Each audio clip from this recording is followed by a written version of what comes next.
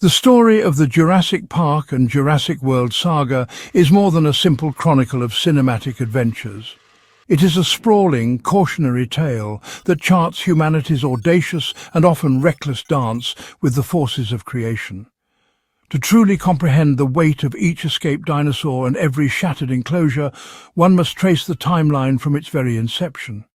It all begins not with a roar, but with a revolutionary idea, a concept so profound it promised to rewrite the very laws of nature.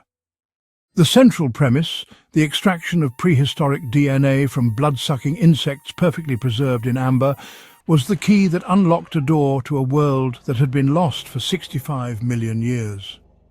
This scientific miracle, spearheaded by the visionary, if tragically naive, billionaire John Hammond and his company InGen, was the spark that would ignite a firestorm of unforeseen consequences across decades. The ambition was breathtakingly simple, yet impossibly complex: to bring dinosaurs back from extinction and house them within a state-of-the-art biological preserve and theme park. This was not merely a zoo. It was intended to be a testament to human ingenuity, a place where people from all walks of life could witness the majesty of Earth's ancient rulers. The timeline is crucial because it illustrates a pattern of escalating hubris.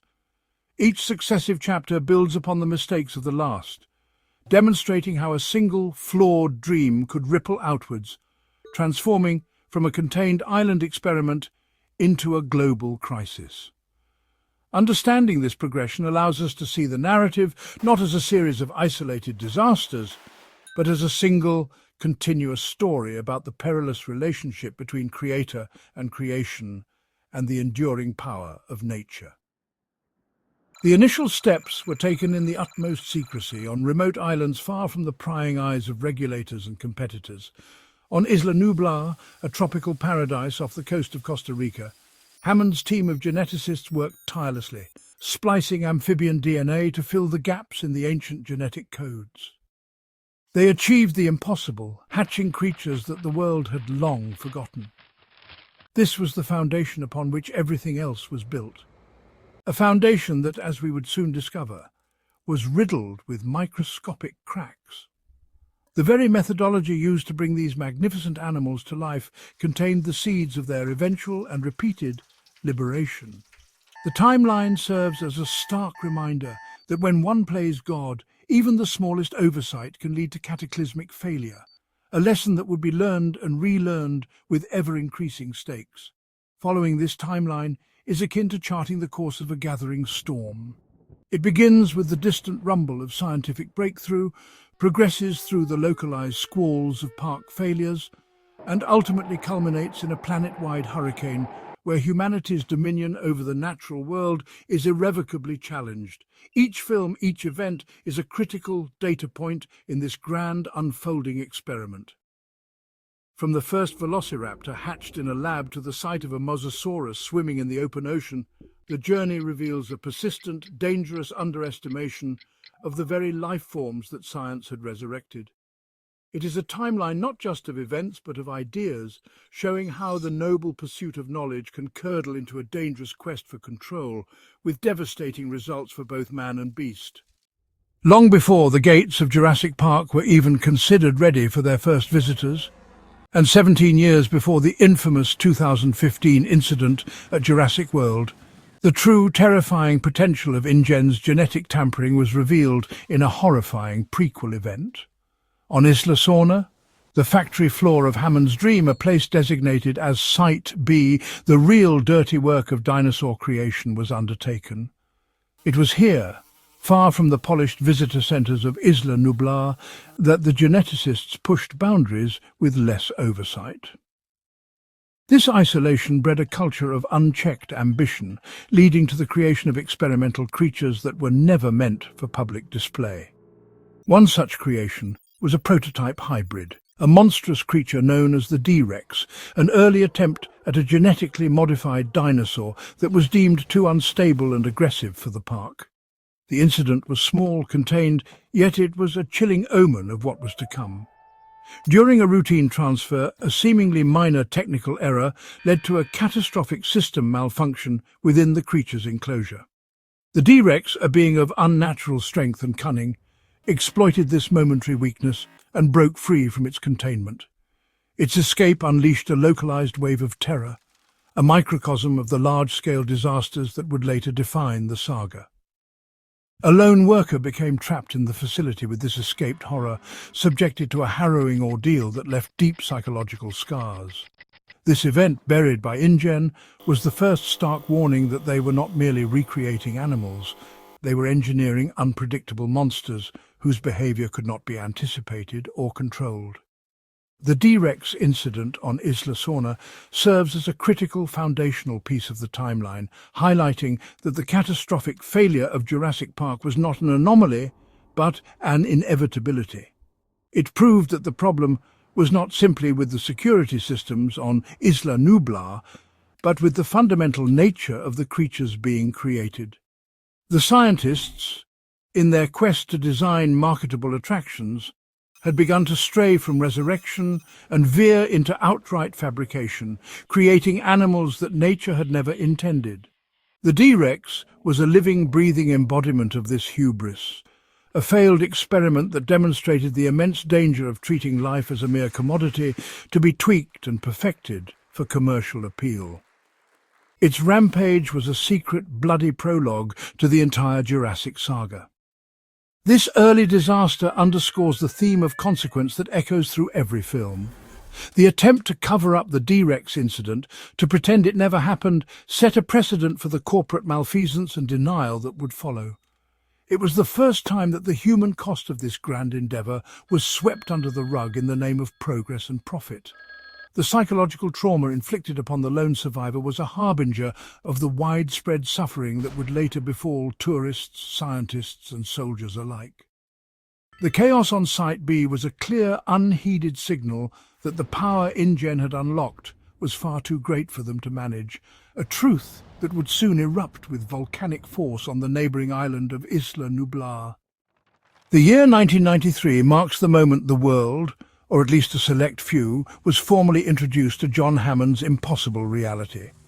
In an effort to secure the endorsement of leading scientific minds and soothe the frayed nerves of his investors, Hammond invited a hand-picked group to his island paradise, Isla Nublar.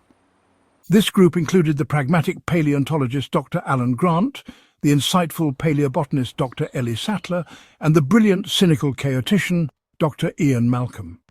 Their arrival was met with a sight that defied belief: living, breathing dinosaurs, from the gentle colossal Brachiosaurus to the cunningly intelligent velociraptors. For a breathtaking moment, the park was a success, a place of pure, unadulterated wonder that promised to change humanity's relationship with its own history forever. However, this veneer of technological mastery was perilously thin. Dr. Malcolm, with his expertise in chaos theory, immediately recognized the inherent instability of the complex system Hammond had built. He warned that life, especially life resurrected against the currents of nature, could not be contained or predicted. His warnings were prophetic. The park's downfall was precipitated by a perfect storm of human greed and tropical weather. A disgruntled and underpaid computer programmer, Dennis Nedry, accepted a bribe from a corporate rival to steal viable dinosaur embryos. To achieve this, he initiated a widespread shutdown of the park's security systems, including the crucial electrified fences, callously dismissing the immense danger he was unleashing upon everyone trapped on the island. As a tropical storm battered Isla Nublar, the shutdown plunged the park into darkness and chaos. The moment the power failed, the illusion of control was shattered. The tour came to a standstill right before the paddock of the park's star attraction, the Tyrannosaurus Rex. What followed was one of the most terrifying and iconic sequences in cinematic history, as the colossal predator broke through its now powerless fence and laid waste to the tour vehicles. This was the point of no return. The incident separated the group and began a desperate fight for survival against creatures that were now masters of their own domain. The once wondrous park had transformed into a prehistoric hunting ground, with the human visitors suddenly finding themselves at the bottom of the food chain. The ensuing struggle for survival was a brutal lesson in humility. Dr. Grant, initially reluctant to be there, was forced to protect Hammond's grandchildren through a perilous journey across the dinosaur-infested island. They faced not only the brute force of the T-Rex, but also the lethal, pack-hunting intelligence of the velociraptors, who proved to be the park's most terrifying and clever inhabitants. The survivors eventually managed to escape the island, but the dream of Jurassic Park was left in ruins. The park's failure was a resounding validation of Dr. Malcolm's warnings. Life had indeed found a way. It was a chaotic, violent and definitive statement that some forces of nature are simply not meant to be caged. 4 years after the catastrophic failure on Isla Nublar, the world remained largely unaware of the full extent of what had transpired. John Hammond, now a disgraced and remorseful figure, revealed a secret he had kept guarded. Isla Sorna, the Site B island, was where the dinosaurs were actually cloned and bred before being transported to the park. Following the disaster, the island was abandoned, and nature was allowed to take its course. In this lost world, the dinosaurs had thrived, forming their own complex and functioning ecosystem, a site Hammond believed should be studied and preserved, not exploited. He summoned Dr. Ian Malcolm, a survivor still reeling from the trauma of the first incident, to join a small expedition to document the animals in their natural habitat. Dr. Malcolm, understandably, wanted nothing to do with another dinosaur-filled island. However, his motivation changed dramatically when he learned that his girlfriend, the paleontologist Sarah Harding, was already on Isla Sorna. Simultaneously, Hammond's own nephew, Peter Ludlow, had seized control of InGen and had a very different plan for the dinosaurs.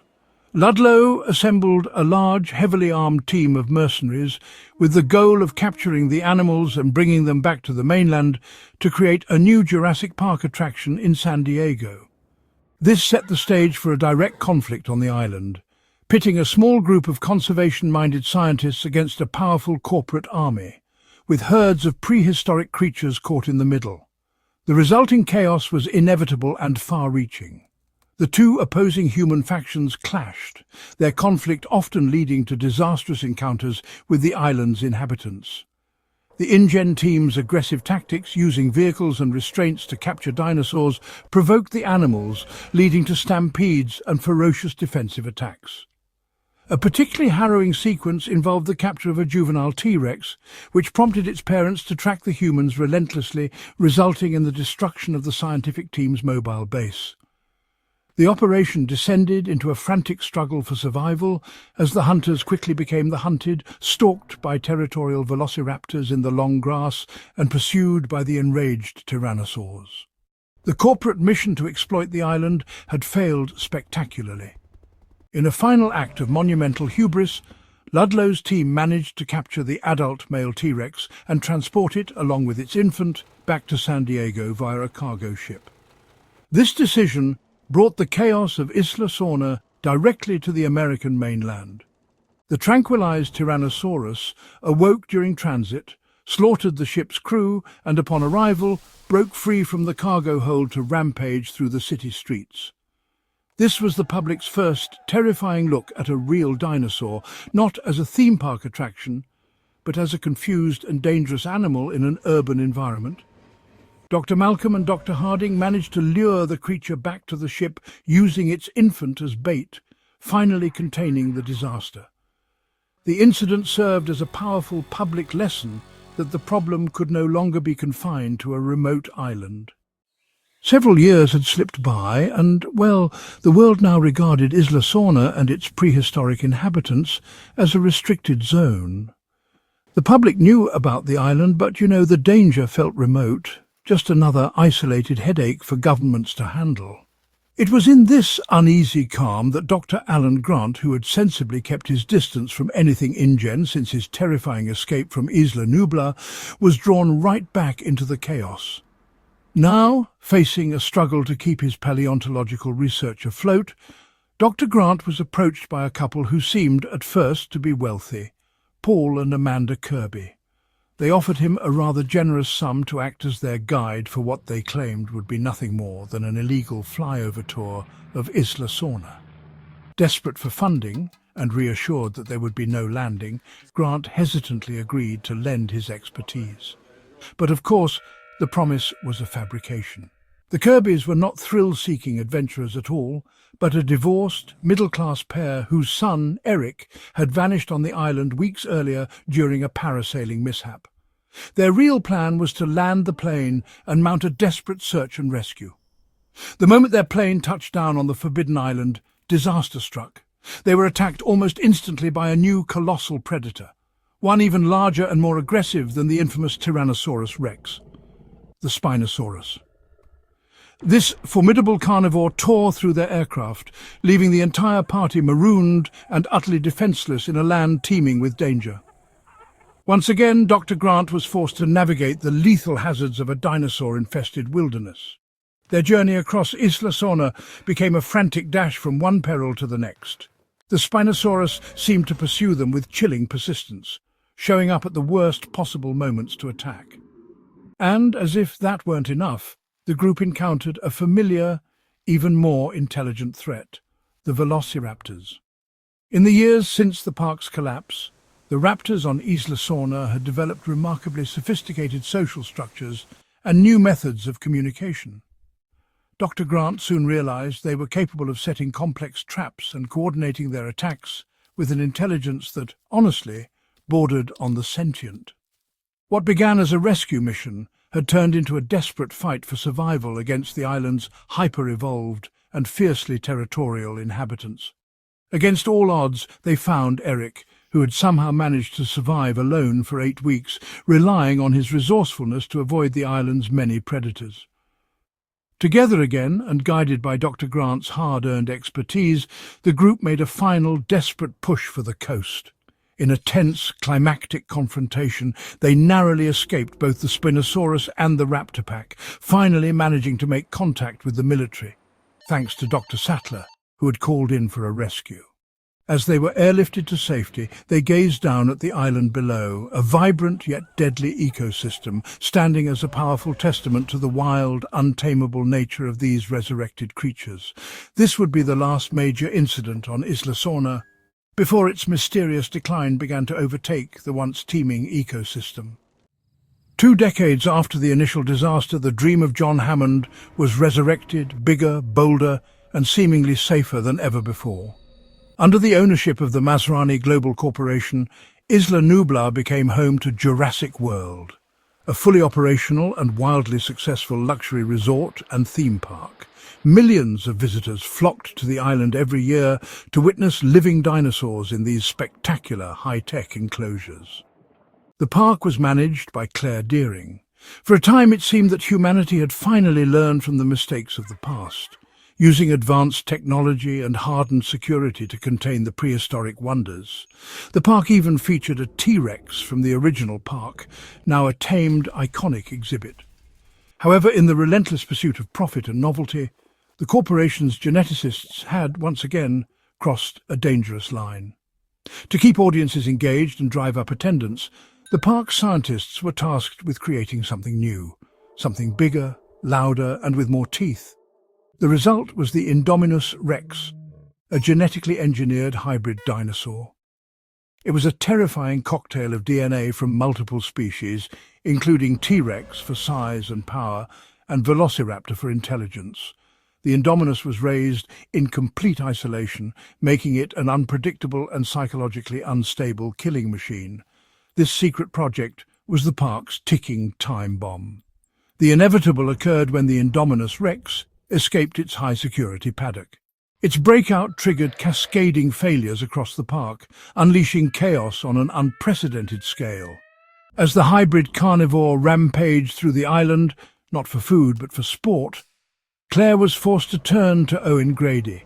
Owen was a former Navy man turned animal behaviorist who had developed a relationship with a pack of velociraptors. He understood these were intelligent, dangerous animals. The climax saw Owen and Claire attempting to use Owen's trained raptors to hunt the Indominus, but the hybrid turned the raptors against their handlers. In a final, desperate gambit, Claire released the park's original Tyrannosaurus Rex to battle the genetically engineered usurper. The ensuing fight was a brutal, epic showdown. Just as the Indominus gained the upper hand, the massive Mosasaurus lunged from its lagoon, dragging the hybrid to a watery grave. The park was once again left in ruins, a stark reminder that creating new monsters was an even greater folly than resurrecting old ones. 3 years after the devastating fall of Jurassic World, the surviving dinosaurs of Isla Nublar faced a new, inescapable threat, an extinct-level volcanic eruption. The island, once a beacon of scientific wonder and then a site of corporate disaster, was about to be wiped clean by lava and ash. This impending doom sparked a fierce global debate. Should these creatures be rescued and saved, or should nature be allowed to correct the course and let them fall back into extinction? A political decision was made to do nothing, effectively sentencing the remaining dinosaurs to death. This decision spurred Claire Dearing, now a passionate dinosaur rights activist, to take matters into her own hands. Claire discovers a supposed rescue operation being funded by Benjamin Lockwood, John Hammond's estranged former partner, and run by his ambitious aide, Eli Mills. She is tasked with recruiting Owen Grady to help her locate and capture Blue, the highly intelligent and empathetic velociraptor who was the last of her kind. Lured by the promise of saving the creatures they had once helped to contain, Claire and Owen led a team back to the dying island. However, they soon discovered they had been betrayed. Mills had hired a ruthless team of mercenaries led by Ken Wheatley not to rescue the dinosaurs, but to capture them for a far more sinister purpose, to be sold on the black market to the highest bidder. The mission descended into a frantic race against time, as Owen and Claire tried to save the dinosaurs from both the erupting volcano and the mercenaries intent on exploiting them. They witnessed the heart-wrenching final moments of life on Isla Nublar, culminating in the tragic sight of a brachiosaurus being consumed by smoke on the pier as their transport ship pulled away. The captured dinosaurs were then transported to Lockwood's grand estate in Northern California.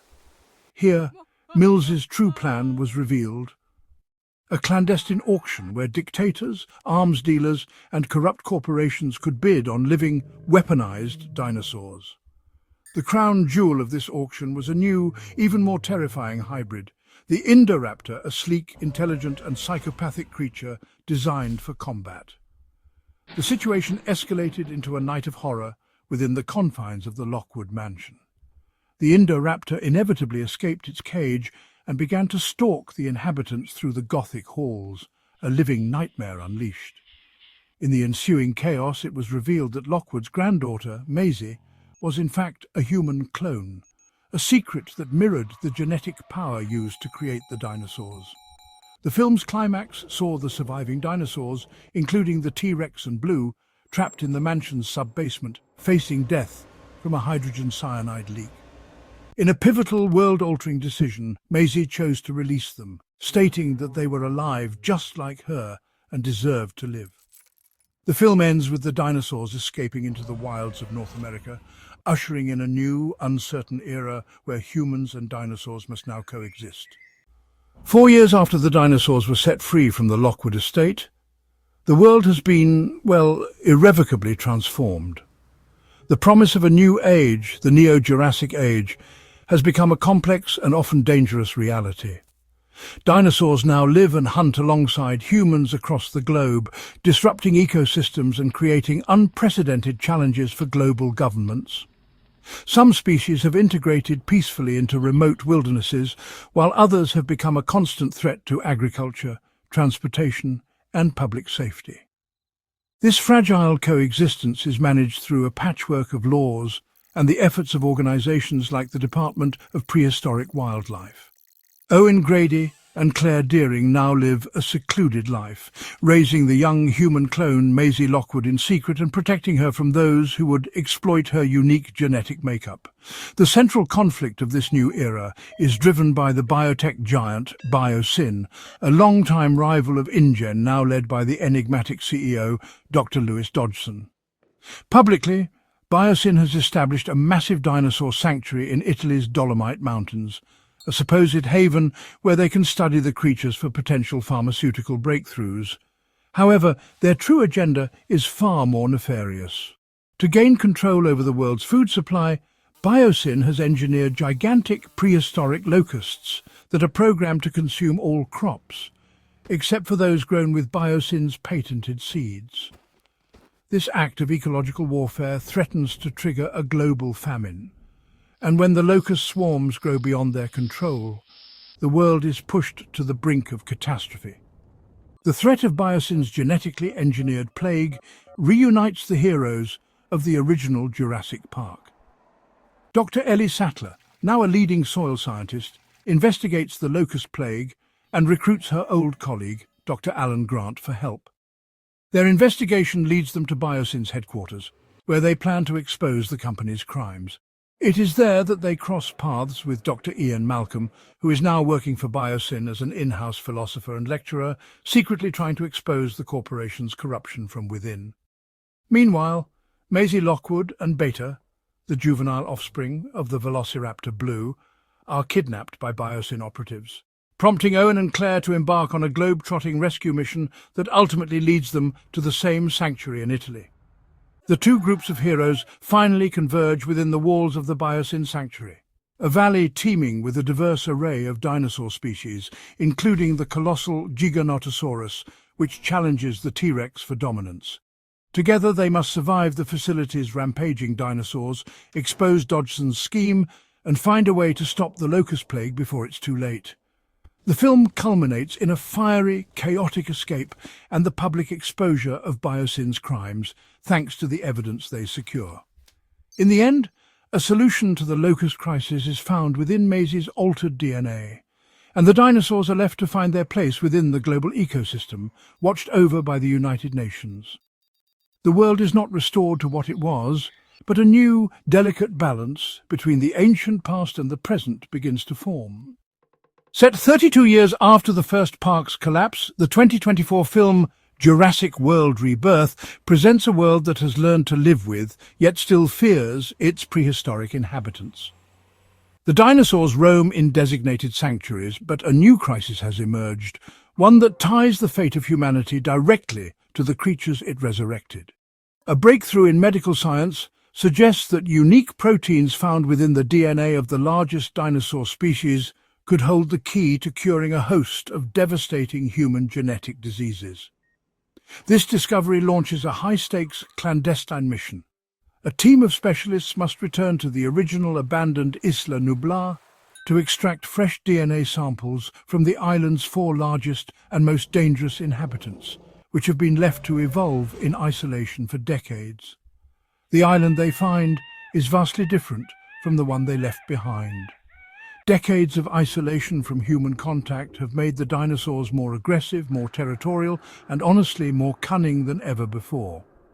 The genetic modifications, once latent, have expressed themselves in unpredictable ways, leading to new variants of familiar species.